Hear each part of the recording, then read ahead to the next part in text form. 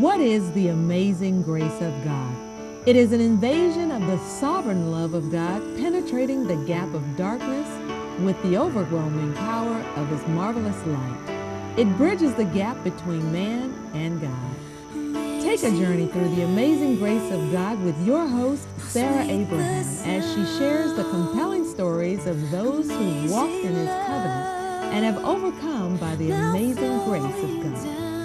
Join us weekdays this fall for Amazing Grace with Sarah Abraham. Welcome to Amazing Grace. I'm your host, Dr. Sarah Abraham. Thank you for tuning in and watching Amazing Grace.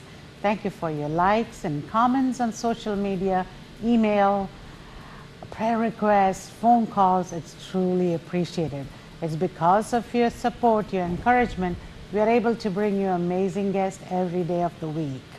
We have this amazing, powerful lady, Kim Nugent. Am I saying your name right? You are. Okay, great.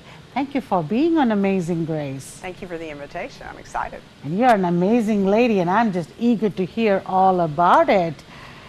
You know, just reading a small bio, it just kind of, there's hundreds of questions in my mind. Tell me a little bit about your background, where you grew up. I'm actually a native Texan. I was born in San Antonio and have lived in Houston since I was 2. Oh, wow. Yes, and so I went to school here, and then I went to college at University of Houston and earned my degree. Go Coug! Yes, absolutely. My degree in hotel and restaurant management, and I truly wanted to be a general manager of a hotel one day, and I attained that goal at age 29. So I feel very fortunate in my life to have had that career. And then I changed at one point because when I was in school, a teacher made a huge difference in my life. And I thought one day I want to be like Dr. Raymond Goodman. And I went back to school, earned my MBA, my doctorate, and really wanted to transition into higher education.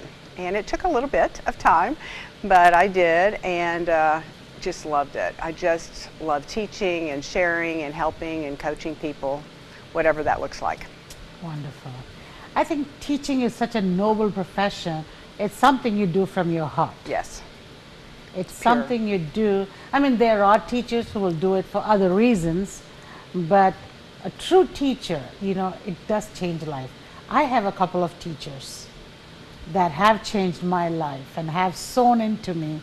When I couldn't see some of the potential I had, those teachers' words, encouragement has always pushed. And I think, you know, children are like, you know, putties in your hands. And it makes such a difference, the molding. Sometimes you may not see the direct results. I read something on the internet. You know, we get bombarded with so much information, but that stuck to me. 20 years before, a student wrote a paper and the teacher wrote a note, invite me to your Harvard graduation. And 20 years later, she was invited. I believe that. I absolutely believe that. You know, I think that it's very important. If you ask people today, someone who's made a difference in their life, 9 out of 10 times they're going to name a teacher, and they're going to tell you the grade and the content area and the name of that teacher, regardless of how long ago it was. And I always want to be that teacher and empower people to do that, because regardless of what age the student is, whether it's a young student or a college student, you have the power to empower or disempower a student inside that classroom. And that is an important gift and to honor. You know, I think incidents and stories always inspire me. It stays with me. On the flip side of it, there was another story I read where a teacher called a student a donkey. He got a 0 in a test, called him a donkey, and then he told all the classes to call the child a donkey and ask the child to answer. And the child grew up to be a great speaker and wonderful, thank God. And then one day he was invited to give a convocation in a college or some university, and this person was there attending his grandson or granddaughter's graduation.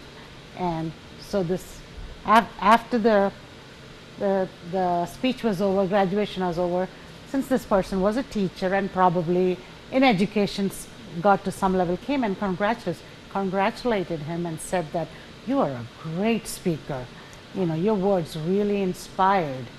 And then he said, sir, this is my name. If you don't remember me, you know, in this class, I was sitting on this row, and I'm the same student you had the whole class call me a donkey. Like when you said, they remember Absolutely. every detail when it happened. Absolutely. So when you're talking about empowering or disempowering, it's really, really true. Absolutely true.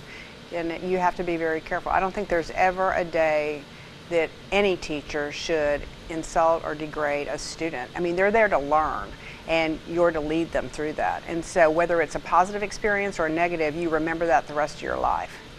And you know, God has created everyone for a unique purpose, right? Yes. So we are not chocolate chip cookies, same mold, same thing. We are all different and unique. And I personally believe there's always something good in that person. Absolutely. Maybe 10 bad qualities, but look for that one quality that we can build upon. Absolutely right. And really that's, I think, the role, many roles of a teacher, which is to find that thing.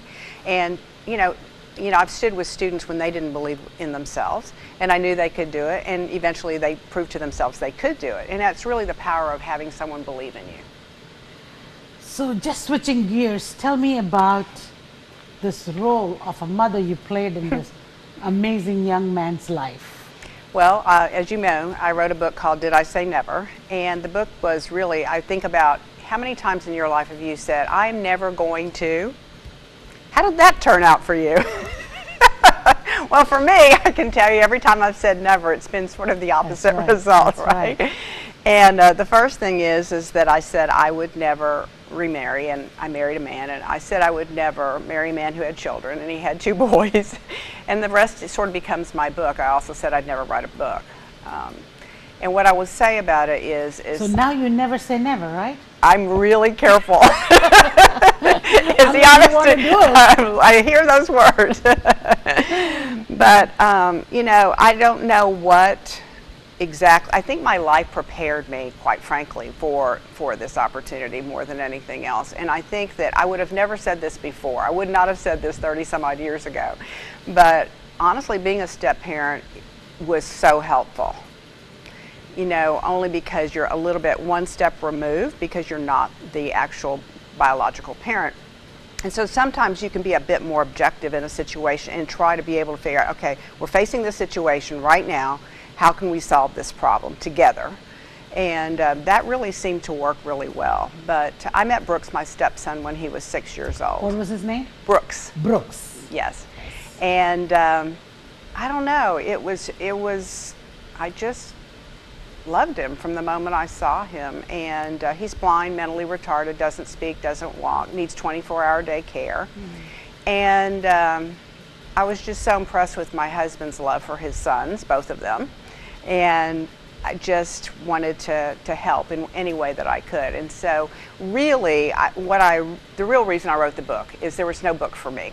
That's right. Number one. Number two, I wasn't going to write the book. And then I thought, you know, I want to share this book. If I can give resources or some tools to help a family navigate what's right for them. And I always say, I don't have any answers for any families. You know, just being a stepmom itself is difficult.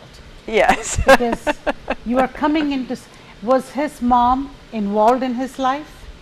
Up until the time I was involved, yes. Okay, and then, okay. Yes. And then what's interesting, though, I think, is that, you know, last year when I wrote the book, I started thinking about, you know, as much as medical science has improved, and it's tremendous over the last 40 years, truthfully, babies still come home from hospitals, not 100%.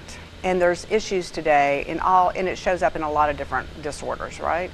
And so I thought, that's number one. I want to be able to share my story because I've had an amazing life working with amazing people in education and using those people to get answers to my questions and resources. And so I thought if I could save someone time, money, or, you know, really frustration or tears, to get maybe to the other side faster to help their child. You know, I was never thinking that Brooks would be the next president of the United States. I don't live in that world. But I wanted to improve the quality of his life. His life. His life. The best you can. Exactly. And it's one step at a time, one day at a time, over and over and over. So with an able-bodied child, you might have to repeat something, say 7 times until we all understand it, right? But with a multiply impaired child, you have to bring in a lot of different senses, but I might have to repeat something with him 90 times a day, day after day after day after day, month after month, until something shifts. It's a little bit different. Did he live with you?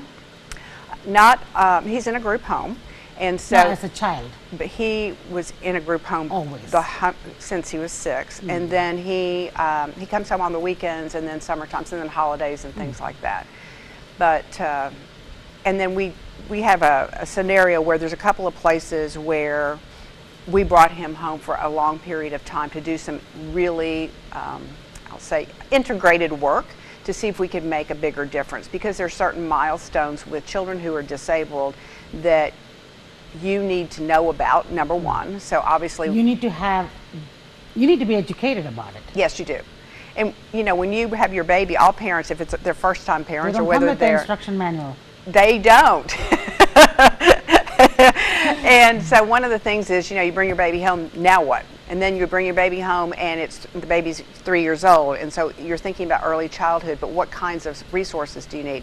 Then it's 12 years old is the next milestone. Then 15 is the next, because you're starting to think about what happens when they age out of school.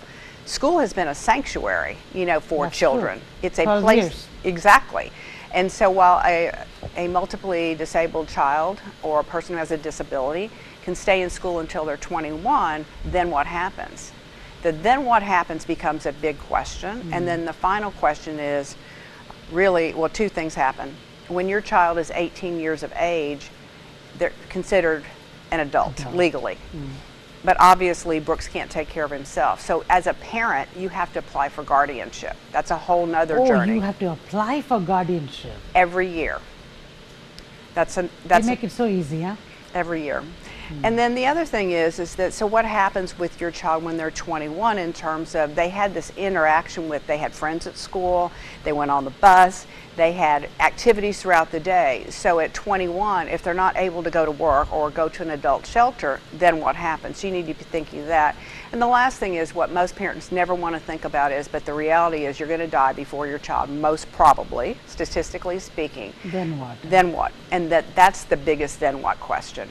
So really thinking about all those things, and it can be really overwhelming.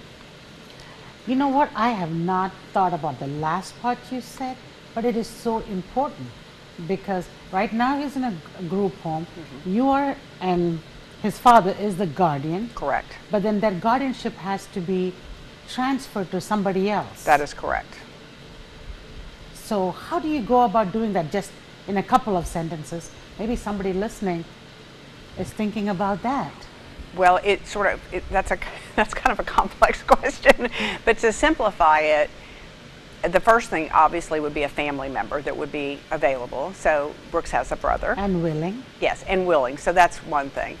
So, you know, thinking about who are the people that really are connected with your child or your adult child, and thinking about who cares and who would be responsible and who would check in, and then where does that person live? Does that person live in a group home? Are they able to live by themselves? Do they need some kind of support? And you know, financially, how do all those things happen? So I think that those are things to consider, but it would be overwhelming to start thinking about that early on. That's why I think about it in terms of milestones. So at this point in your life, you know, what are the things that are most important that you need for your son or daughter? And then you just take it one day at a time. And probably even thinking a little bit early on is okay, because then you can introduce that person to that child's life. Because even though child may be 40, he's still a child. Absolutely. In the capacity of thinking. Absolutely. And doing things. So instead of bringing a total person who the child is not familiar with, you know, Brooke can recognize people, right? He's blind. He's blind, but voice? Yeah, so you know what my husband and I believe is he definitely knows his dad, for sure. but he knows his dad in many different ways. Sound of the voice, his cologne, Oh, smell. the songs that he sings, the things that they do together. So there's a routine that works well for Brooks. I would say that he knows me because of my perfume, and I sign to him, and I always go up to him and I say, "This is Kim," so he knows. Now, it's interesting what you just said, which is super important. So when you bring in another person into your child's life, it's really important to think about, what does that person really need to know? And we have a fantastic tool inside my book that helps you navigate what works for your son or daughter, what doesn't work, when they act like this, what's going on, so that you can do that, and you can give that to every person in your family's life, in a teacher every year, so they don't have to figure it out by Thanksgiving. And if they go to church, you know, people that they interact with, who is that circle of people? My sister wanted to help us. Last year, Brooks was in the hospital for 10 days, and which happens a lot of times with a multiply disabled person. And she wanted to help, and we said, "Love for you to have the help. You just don't know him." So we went about really helping integrate her. Now, he had been to our family for Christmas and stuff like that, so around, yes, but in the moment, knowing what he really needs, because he doesn't speak, she's got to understand certain things about Does he him. do sign language? We tried that. What I will say is he knows about 3 words through sign language, and that's about it. So, but the interesting thing is with my sister, you know, she really was serious about really getting involved in his life and helping us out when we weren't maybe available or we couldn't do 24/7. And now she understands us so much more, and he knows who she is too. Wonderful. So again, you know, smell is very important to Brooks just because he doesn't have sight, and those other senses tend to kick in more. He's very tactile as well. That is wonderful. You know, this book, I think, would be like a lifeline to somebody, even with a disabled child. It doesn't matter what is the extent of Exactly. the disability. I mean, even with autistic child, Yes. and I know there's a spectrum, but I'm Yes. talking about autistic child who doesn't speak, you know, cannot do anything by themselves. Absolutely. So in the back of the book, I have lots of resources, and you know, and there's lots of disorders out there, disabilities, and so hopefully there's something in there to help someone. But I think even more than families, I think teachers who work in special education, this can be a great resource for. I think it also can be a great resource for caregivers, because again, depending on how many people they're taking care of, they're not going to be an expert in all of those things. And the quicker you can get the information to the person that's involved in your child's life or your adult child's life, the better it's going to be. So there, in education, when I was training to be a teacher, they used to say that you won't really get to know the children in your class. This is any child. You really won't get to know your children until about Thanksgiving. Well, we don't have that kind of time with Brooks. I need them to know who he is from day one, from simple things about how to walk with him, because he is blind and there's a particular way to do that, how to engage with him. So He's wheelchair bound, or can he walk? he can now walk. That's in the book Walker? too. No, he can walk. So he did not really learn to walk until he was 19. Another story in there, but what I would say about that is that so what my husband and I do every year is we update this list, and these are the things that Brooks likes, these are the things he doesn't like. When he does this is what it means, and we update it every year, and we give it to the caregiver or the teacher or whoever he's interacting with, so that they know if he's doing this is how you can respond. And I think that tool in itself could be great for every parent, regardless of the situation. And one thing, since you're in education, and I worked with DAR, where they kind of test the child, and if he doesn't particularly fall into that bracket, he's not considered a special need or a special education child. What can our education system do to kind of fine tune it? Because I've seen so many children who really need it, but they don't fall into that category when they add up all the scores and they're pushed back. That's a good question, and it's difficult. You know, sometimes it's not great to have a child labeled, is the honest to goodness truth. On the other hand, there's times when a child really needs those resources. So if you're stuck in the middle, he'll be lost. Yes. With the rest of the kids, he'd be lost or she'd be lost. Absolutely. And then it's holding the other kids back. Yes. And that's where bullying and Absolutely. other things start. Absolutely. So, one of the first things, what we have today that we didn't have when Brooks and I were coming along is how I would say it and learning from each other. And I will say that I really believe to this day he's made me a better teacher because of what I have learned through him. But the thing though... First thing I think you learned is patience. Yes, I learned patience, absolutely. But one of the interesting things that I think though is that today we have the internet, and there's so many great things about the internet, and it's so fast. And really, if parents just don't know what to do, the first thing is go to the internet and start just asking questions. There are also lots of organizations in town for that particular disorder. There are parent networking groups. Parents are amazing resources. There's a tendency, and this may not be true for everybody, but there's a tendency not to talk about these things. I mean, I certainly know that was true for us. It happened, we're going to handle it, we're going to do the best that we can. But this book has allowed myself and my husband a forum to be able to help other people, and that's really our goal is, if we can answer one question, because when it happens to you, you don't think it's happening to anybody else. And then that does a lot of things to you mentally in terms of either you shut down or how you go for it or something else, or you go crazy to the other extreme, which is, oh my gosh, I got to quit my job and I got to do this and this. Not exactly.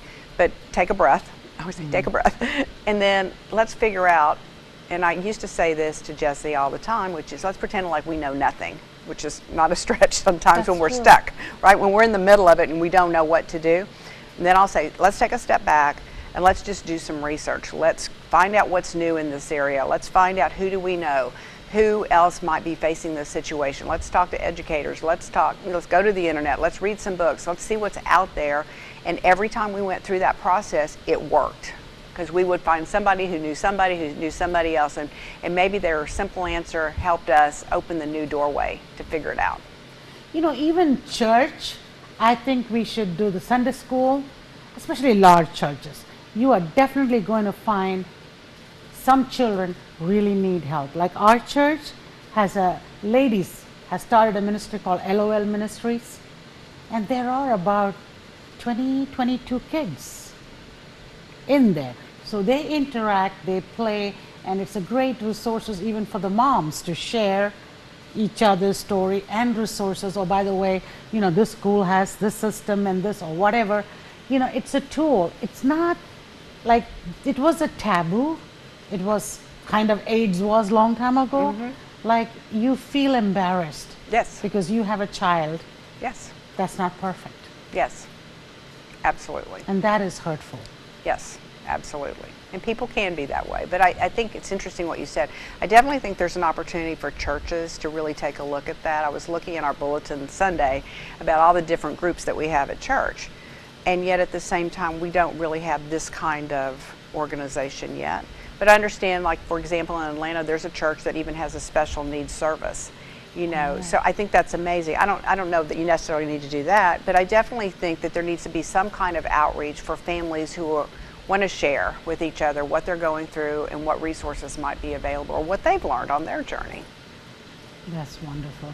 And I think as a speaker, when you go around, probably you highlight that in some form. Because if that is a passion that in you, even though you are called to a women's retreat and this is the topic, you share something about it to just know, hey, it is available. Absolutely. And one of the things is once I wrote the book, and one of the things that my husband and I have found out is that when we're sharing about Brooks and the story and sort of this journey that we've all gone on together, is that we have not met one family that hasn't been touched by something in this, whether it's autism or whether it's Down syndrome or whatever it happens to be. Somebody in their family has something that they're dealing with. And so really, when you think all of a sudden you're all by yourself, you realize that's not true. And people really want to know about you and your story, and we want to know about their story, and I've had lots of people call me and just ask me questions about whether it's autism, Down syndrome, whatever it happens to be. Kim, what do you think about this? And I'm not the expert, but I can definitely point them in the right direction of things to consider. You walked in that shoes, so yes. I certainly think you are an expert.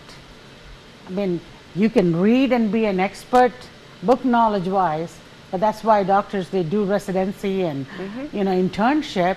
What you learn and what you really do are two different things. Absolutely. Just walking with Brooke for this many years has definitely made you an expert. Let's say he's a teacher and I'm still learning. Learning new things. But one thing, when you said before about patience, I would say yes. And so obviously I was a teacher before, and then I taught teachers. And what was interesting though is in my faculty development classes in particular, on occasion you'll hear a teacher say, that student fill in the blank, and those words bother me, because I believe all students can learn no matter what. And usually it's just because the teacher hasn't found the right way to teach them, to connect with that student. Or they'll say, I told my student this. Okay, might try it 6 more times, because it takes 7 times before someone actually really hears something. And if they have a disability, it's even more. And so I'm just really perseverant, and I just keep looking, because I want my students to walk out of my class having really attained what I want them to learn. And if they don't, it's on me, it's not on them. Kim, we are almost out of time, but I want to just show that book to the audience. That is a beautiful picture. Beautiful picture. Did I say never? And is it already out? Yes, it is. Good. It's on Amazon. Amazon? Mm-hmm.